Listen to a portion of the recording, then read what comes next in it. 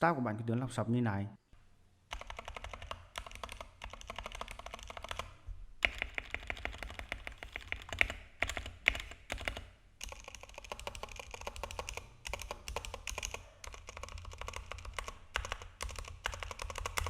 Và bạn muốn tiếng staff sẽ hay như thế này chứ?